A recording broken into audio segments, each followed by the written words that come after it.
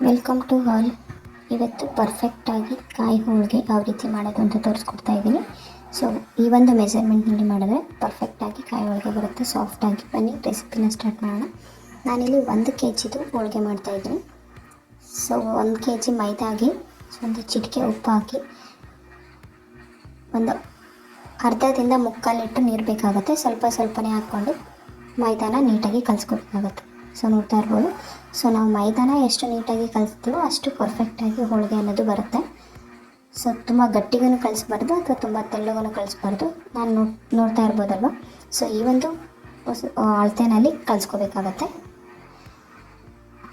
ನೀಟಾಗಿ ನೀರಿನಲ್ಲಿ ಮಿಕ್ಸ್ ಮಾಡ್ಕೊಂಡ ನಂತರ 1 ರಿಂದ 1.5 ಬೌಲ್ನಷ್ಟು ಎಣ್ಣೆನ ಹಾಕಬೇಕಾಗತ್ತೆ. ಸೊ ಹೋಳಿಗೆನಲ್ಲಿ ಜಾಸ್ತಿ ಎಣ್ಣೆ ಬೇಕಾಗುತ್ತೆ. ಸೊ ಎಣ್ಣೆನ ಹಾಕಿ 1 ರೌಂಡ್ ಮಿಕ್ಸ್ ಮಾಡಿ 1 ರಿಂದ 2 ಅವರ್ ನೆನೆಯೋಕ್ಕೆ ಬಿಟ್ಬಿಡಬೇಕು. ಸೊ ತುಂಬ ಹೊತ್ತು ನೆನೆದ್ರೆ ಹೋಳಿಗೆ ಚೆನ್ನಾಗಿ ಬರುತ್ತೆ. ಸೊ ನೋಡ್ತಾ ಇರ್ಬೋದು, ಎಣ್ಣೆ ಹಾಕಿ ಒಂದು 5 ರಿಂದ 10 ನಿಮಿಷ ಚೆನ್ನಾಗಿ ನಾದಬೇಕಾಗತ್ತೆ ಹಿಟ್ಟನ್ನ. ಸೊ ನಾವು ಹಿಟ್ಟನ್ನು ನಾದ್ತು ಅಂದರೆ ಒಂದು ಮಿನಿಮಮ್ 1 ಅವರಲ್ಲಿ ಕೂಡ ನಾವು ಹೋಳಿಗೆನ ಪ್ರಿಪೇರ್ ಮಾಡ್ಕೋಬೋದು. ಟೈಮ್ ಇತ್ತಂದರೆ ಒಂದು 2 ಅವರ್ ನೆನೆಯೋಕ್ಕೆ ಬಿಡಿ. ಸೊ ನಾನಿಲ್ಲಿ 2 ಅವರು ಒಂದು ಸತಿ ಎಣ್ಣೆ ಹಾಕಿ ನಾದಿ ಮತ್ತೊಂದು ಸತಿ ಎಣ್ಣೆ ಹಾಕಿ ನೋಡ್ತಾ ಇರ್ಬೋದು. ಸೊ ಮೇಲ್ಗಡೆ ನಿಂತ್ಕೋಬೇಕು, ಅಷ್ಟು ಎಣ್ಣೆ ಹಾಕ್ಬಿಟ್ಟು ಒಂದು ಸೈಡ್ನಲ್ಲಿ ನೆನೆಯಕ್ಕೆ ಇಟ್ಟಿದ್ದೀನಿ. ಮತ್ತೊಂದು ಕಡೆ ಅದಕ್ಕೆ ಹೂರ್ಣನ ರೆಡಿ ಮಾಡ್ಕೊತಾ ಇದ್ದೀನಿ. ನಾನಿಲ್ಲಿ ಕಾಯಿ ಹೋಳಿಗೆ ಮಾಡ್ತಾ ಇರೋದ್ರಿಂದ ಸೊ ಈ ಒಂದು ಬೌಲ್ನಲ್ಲಿ ಮೆಜರ್ಮೆಂಟ್ ತೊಗೊತಾ ಇದ್ದೀನಿ. 1.5 ಕಪ್ಪು ಶೇಂಗಾ ಬೀಜನ ತೊಗೋತಾ ಇದ್ದೀನಿ. ಸೊ ಇದನ್ನು ಡ್ರೈ ಫ್ರೈ ಮಾಡ್ಕೋಬೇಕಾಗತ್ತೆ. ಸೊ ಶೇಂಗಾನ ಸ್ವಲ್ಪ ಕಮ್ಮಿ ಕೂಡ ಮಾಡ್ಕೋಬೋದು ಕ್ರಿಸ್ಪಿಯಾಗಿ ಬೇಕು ಅಂತಂದರೆ. ಸೊ ನಾನಿಲ್ಲಿ ಸಾಫ್ಟಾಗಿ ಹೋಳಿಗೆ ಮಾಡ್ತಿರೋದ್ರಿಂದ 1.5 ಕಪ್ ತೊಗೊಂಡಿದ್ದೀನಿ. ಸೊ ಡ್ರೈ ಫ್ರೈ ಮಾಡಿಕೊಂಡು ಅದನ್ನು ಸಿಪ್ಪೆ ತೆಗೆದುಬಿಟ್ಟು ತರಕಾರಿಯಾಗಿ ರುಬ್ಕೋಬೇಕಾಗತ್ತೆ. ಸೊ ಮತ್ತು ಸೇಮ್ ಬಟ್ಲಲ್ಲೇ 3 ಬೌಲ್ನಷ್ಟು ಉರಿಗಡ್ಲೆನೂ ಕೂಡ ಡ್ರೈ ಫ್ರೈ ಮಾಡಿ ತರಕಾರಿಯಾಗಿ ರುಬ್ಬಿ ಇಟ್ಕೊಂಡಿದ್ದೀನಿ. ಸೊ ಈ ಒಂದು 1 kg ಮೆಜರ್ಮೆಂಟ್ಗೆ ನಾನು 3 ಕಾಯಿನ ತೊಗೊಂಡಿದ್ದೀನಿ. ಸೊ ಆಲ್ಮೋಸ್ಟು 6 ಹೋಳು ಬರುತ್ತೆ. ಸೊ ಕಾಯಿನ ತುರಿದು ತರಕಾರಿಯಾಗಿ ರುಬ್ಬಿ ಹಾಕ್ಕೊತಾ ಇದ್ದೀನಿ. ಅದ್ರ ಜೊತೆಗೆ ಒಂದು 7 ರಿಂದ 8 ಏಲಕ್ಕಿ ಕೂಡ ತರಕಾರಿಯಾಗಿ ರುಬ್ಬಿ ಹಾಕ್ಕೊಂಡಿದ್ದೀನಿ. ಸೊ ಇಲ್ಲಿ ಬೆಲ್ಲ ನೋಡ್ತಾ ಇರ್ಬೋದು ನೀವು. ನಾನು ಆರ್ಗ್ಯಾನಿಕ್ ಬೆಲ್ಲ ಕೂಡ ತೊಗೊಂಡಿದ್ದೀನಿ. ಸೊ ನಾರ್ಮಲ್ ಬೆಲ್ಲ, ಆರ್ಗ್ಯಾನಿಕ್ ಬೆಲ್ಲ ಮತ್ತು ಸಕ್ಕರೆ 3 ಕೂಡ ಯೂಸ್ ಮಾಡಿದ್ದೀನಿ. ಸೊ 200 ml ಆರ್ಗ್ಯಾನಿಕ್ ಬೆಲ್ಲ, ನಾರ್ಮಲ್ ಬೆಲ್ಲ 250 ಗ್ರಾಮ್. ಸೊ ಒಂದು ಅರ್ಧ kg ಅಷ್ಟು ಸಕ್ಕರೆನ ಪೌಡ್ರ್ ಮಾಡಿ ಹಾಕ್ಕೊಂಡಿದ್ದೀನಿ. ಸೊ ಬೆಲ್ಲನ ಕರಗಿಸ್ಕೊಂಡು ನಾವೇನು ಗ್ರೈಂಡ್ ಮಾಡಿ ಇಟ್ಕೊಂಡಿರ್ತೀವಿ, ಕಾಯಿ, ಶೇಂಗಾ, ಕಡಲೆ, ಇದು 3 ಕೂಡ ಕಲಿಸ್ಕೊಂಡಿರೋಂಥ ಬೆಲ್ಲನ ಹಾಕಿ ನೀಟಾಗಿ ಮಿಕ್ಸ್ ಮಾಡ್ಕೋಬೇಕಾಗತ್ತೆ. ಪೂರ್ತಿ ಸಿಮ್ಮಲ್ಲಿ ಇಟ್ಕೊಂಡು ಊರಿನ ಇದನ್ನು ಮಿಕ್ಸ್ ಮಾಡಬೇಕಾಗತ್ತೆ.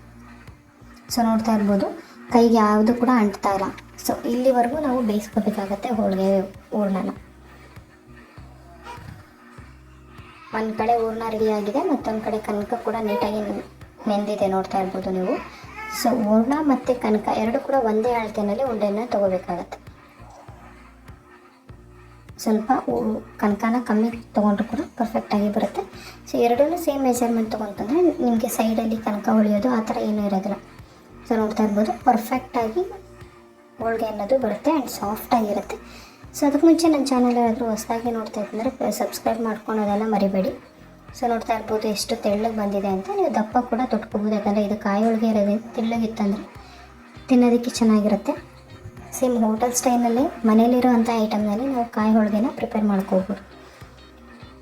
ಸೊ 1 ಸೆಕೆಂಡ್ ಬೇಯಿಸ್ಕೊಂಡ ನಂತರ ಮಡ್ಚಾಕೋಬೇಕಾಗತ್ತೆ. ಫಸ್ಟು ಹೋಳಿಗೆ ಬೇಯಿಸೋವಾಗ ಸುತ್ತಲೂ ಬಿಡಿಸ್ಕೊಂಡು ಮಡ್ಚಾಕೊಂತಂದರೆ ಎಲ್ಲೂ ಕೀಳೋವಂಥ ಚಾನ್ಸಸ್ ಇರೋದಿಲ್ಲ. ಮೀಡಿಯಮ್ ಟು ಲೋ ಫ್ಲೇಮಲ್ಲಿ ಇಟ್ಕೊಂಡು ಹೋಳಿಗೆನ ಬೇಯಿಸ್ಕೊಳ್ಳಿ. ಸೊ ಮತ್ತೊಂದು ಕೂಡ ನಾನು ತೋರಿಸ್ತಾ ಇದ್ದೀನಿ, ನೋಡ್ತಾ ಇರ್ಬೋದು. ಸೊ ನಾವು ಎಷ್ಟು ಅಗಲ ಬೇಕಾದರೂ ನೀವು ತೊಟ್ಕೋಬೋದು, ದಪ್ಪ ಅಥವಾ ತೆಳ್ಳಗೆ. ನೀವು ಎಷ್ಟು ತೆಳ್ಳಗೆ ಪೇಪರ್ ಹೋಳಿಗೆ ಬಂದಂಗೆ ಬರ್ತಾ ಇದೆ ನೋಡ್ತಾ ಇರ್ಬೋದು. ಸೊ ಈ ಒಂದು ಮೆಜರ್ಮೆಂಟ್ನಲ್ಲಿ ಮಾಡ್ತಾಯಿದ್ರೆ ಪರ್ಫೆಕ್ಟ್ ಆಗಿರುವಂಥ ಕಾಯಿ ಹೋಳಿಗೆ ರೆಡಿ ಮಾಡ್ಕೋಬೋದು.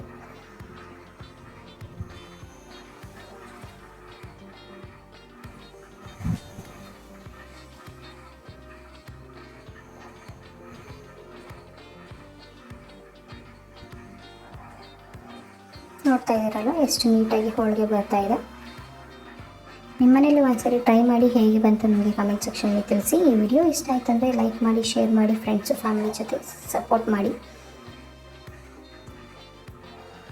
ಸೊ ಹೀಗೆ ಸಪೋರ್ಟ್ ಮಾಡ್ತಾ ಇರಿ ಅಂತ ಹೇಳ್ತಾ ಇವತ್ತಿನ ವಿಡಿಯೋನ ಇಲ್ಲಿಗೆ ಎಂಡ್ ಮಾಡ್ತಾಯಿದ್ದೀನಿ. Thank you for watching.